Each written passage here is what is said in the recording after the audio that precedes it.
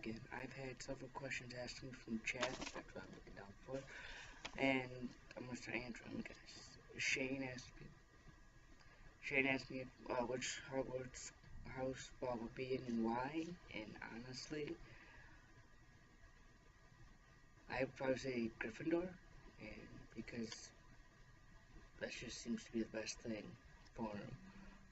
If you guys are wondering, I'm looking over because I'm at my internship right now.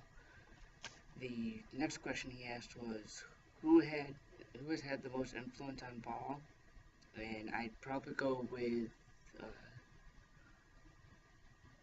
his first patron night, IMAS. He was probably the one that kept Ball on the path he was going through, and when IMAS retired, I had an issue with Ball closing up that bit of his past.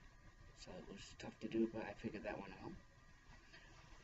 Going on with that last question from Shane, it's going to go from our resident chat spider, who asked who or what shaped Ball on his journey. And again, I'm going to say it had to have been his patron night IMAS, as well as his current one, which is Marcus, who we call Sir Pycon, I don't know why. And most of the other creatures that he has fought against. The Legul from Sahova, he ended up becoming some weird octopus thing, as well as the other squares you saw when he was trying to use his rapier. He had trouble with that. So,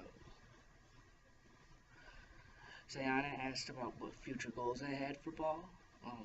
Personally, I'd like to see him get Godhood, but with the way he goes or is going, he wouldn't go towards that. He would end up staying probably in the knighthood, and I'd like to see him get up to the Lord Master position. That'd probably be the best. Sayana, actually, next question was from her as well. Or Sayana, sorry. She asked, why a Ball? Well, when I first came up with him, I figured he was young, and he didn't really have any influence at the time. So I needed something that showed that as a character. And at the time, I actually missed it in the lore, but at a young age, Pycons actually come out as spheres, so that's why a Ball. She also asked how I became first interested in the Pycon race, and this is a tough one because I read them before when I first started back in 2011, sorry to think, and I put them aside to try some of the other more human races, and finally went back to them and figured, hey, I like these guys, let's keep with them. And that's how I've done before in sense. I have currently Ball, who's my squire, most commonly known as.